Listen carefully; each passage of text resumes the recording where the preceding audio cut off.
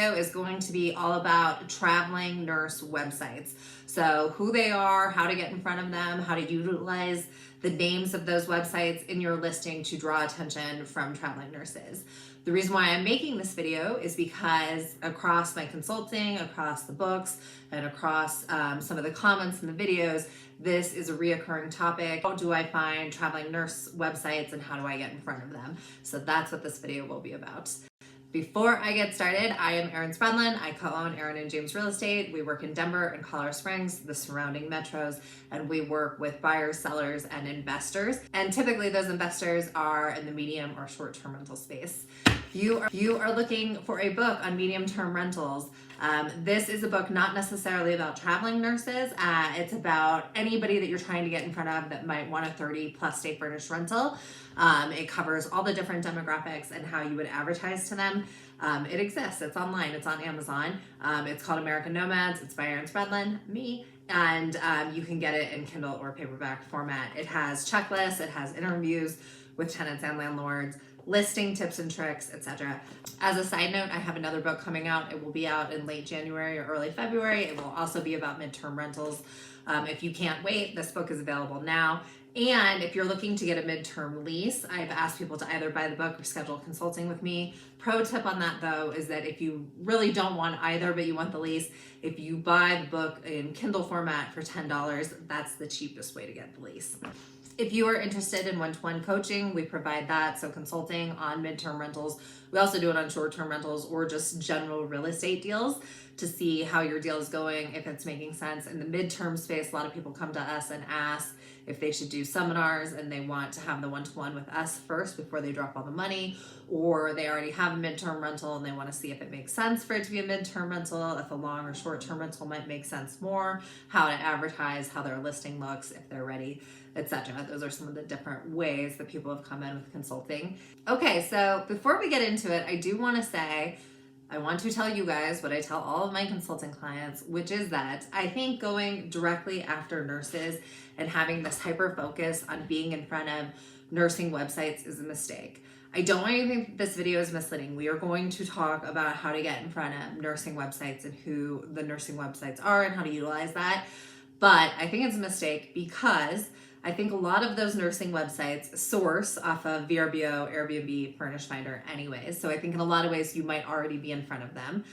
So that's issue one. And then issue two is that it's just too narrow of a focus. If you're putting your time and energy into just being in front of nursing websites, I don't think that's very smart, because even though traveling nurses were kind of who dominated this 30+ day, this midterm furnished rental space, that's just not it anymore. They definitely make up part of the demographic that still rent from me and from my clients, but this demographic is just much larger than traveling nurses. It includes college students, it includes people getting divorced, it includes people that are new to town, it includes military families, it includes remote workers, hence the name of the book, Remote Workers, American Nomads, Finding and Renting to Remote Workers. They are kind of the new travel nurse in my opinion, because you have people that have a lot of money now. They're probably late 20s to late 30s. They're not tied down and they are no longer tethered geographically to their jobs, so they want to travel all over. So whether or not you're a nurse or a remote worker or a person getting divorced or a college student, you are much more apt to look at Airbnb, Furnished Finder, and VRBO than you are to look at these specific nursing sites. And it is my opinion that you probably have 95% coverage just being on Airbnb plus one other platform. I do Airbnb and Furnished Finder. A lot of people do Airbnb and VRBO. There's probably people that do all three, but I have had no problem sourcing just Airbnb and Furnished Finder.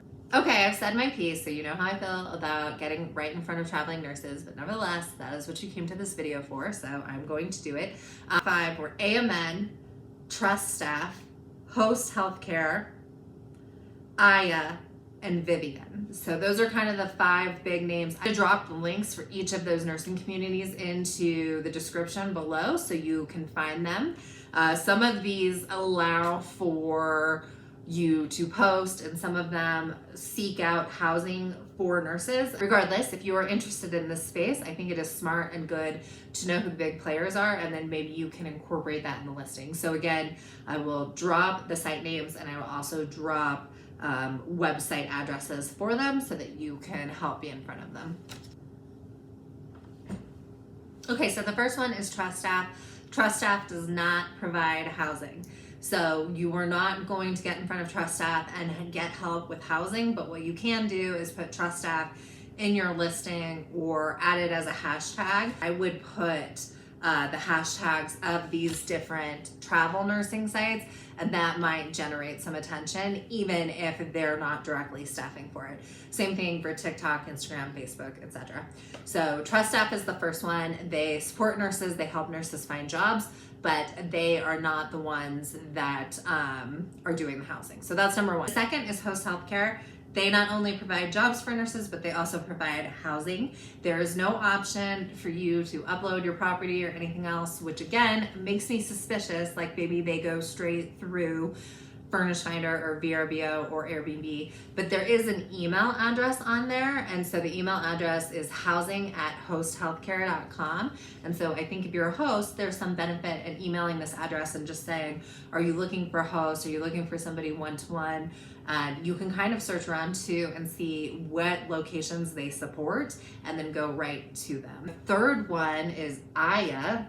AYA. AYA provides jobs for nurses, they provide housing for nurses, and they allow you to upload your property there, as well as a URL to the property. So AYA is really the closest to what everyone has been asking me about. AYA allows you to go ahead and upload directly your property. And I did that today. We'll see how it goes.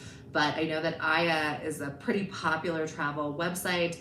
And so not only are they doing, placements for nurses professionally, but also housing as well. And then it's really cool that you can just list your property there. So for those of you that really want to do this and want to be in front of them, this is the most direct one-to-one that is closest to what people are asking me about. And that's AYA. Okay, and then the last one is Vivian, Vivian. They provide jobs, but they don't provide housing. So again, for these ones that don't provide housing, so Trust Staff, Vivian, AMN. I think it's still smart to include them in your hashtags or some kind of language. You can even maybe put them in the first paragraph or something. I don't know that it's going to make a huge difference, but it might actually really direct the focus or call attention. Even if it's a little bit of a white lie, you could put in a paragraph somewhere on your listing, traveling nurses, we support people that work with AMN, Trust Staff, Host, AYA, and Vivian, and see if you get a response to that or if anyone says anything. Might be interesting to see, even if they know that they don't do housing, they will still recognize the brand and feel comfortable. And again, it's if you really, really want to go after this target. But I say that as just an addition to your listing and not the only thing that you're focused on in your listing. Some other resources, so 2 other resources I saw in my research. Another resource is the Gypsy Nurse Housing Network. So I haven't been on it, but it's apparently on Facebook and people speak about it like it's popular, a good place. I actually heard about it from a traveling nurse, so I think that they do use it. The same person made the comment though that if you have a ton of IKEA furniture, traveling nurses don't like that and it stands out. So avoid that. I think a little bit of IKEA is okay, but I understand what they're saying that, again, just as I assume they don't all want to live in like a gigantic house together because they're making a decent amount of money, I also think they don't necessarily want to live somewhere that looks like a college dorm. That said, I talk about an IKEA couch that I love, and there are some other IKEA products that I use occasionally, but I think it can't just be straight IKEA. I think you need to have it be a little bit elevated from that. The second complaint this traveling nurse was telling me was that a lot of landlord traveling nurses are starting to have a little bit of hostility between them because people are asking for the traveling nurses' contracts to guarantee that they're going to come, guarantee how long they're going to stay, look at how much they pay. So I don't know if you're doing anything like that. If you do, don't do that. I think it sets the relationship off on the wrong foot right away. And also, I've never done that. I've never needed to. Second resource, and I'll drop this one in the comments as well, is the GSA, so the General Services Administration, and I'll drop directly to the link. But you can put in your city, and then it will tell you for nursing what the per diem rate is. So right now in Denver, the per diem that they're getting for housing as of January 2023 is $162. That stays until April, which I've always said October through March is our down season. But once it hits April, it bumps up to $199, and it is interesting. It stays $199 through October. Then in November, it was $153. In December, it was $153 per day. So that kind of gives you an idea of what they can spend. And then there's also a food per diem, and that is, at least for right now, it is $79 for the day. Okay, so I hope this helped. And again, I think just be creative with how you put it in your listing. Like I said, you can go one-to-one and advertise there, but even for the ones that you can't, you can talk about these sites in your listing, maybe just add a paragraph or a hashtag, and hopefully that will help bump up your traffic. I hope that helps. It was interesting to do research on this, but again, don't limit yourself with traveling nurses. There are a lot of people that need 30+ day rentals. You don't care who they are as long as they're paying the bills, but you should be in front of a couple different demographics. If you're looking for more information on those demographics, it's in this book, American Nomads, Erin Spradlin, Amazon, Kindle, or paperback. I will be back soon with more videos. Thanks again.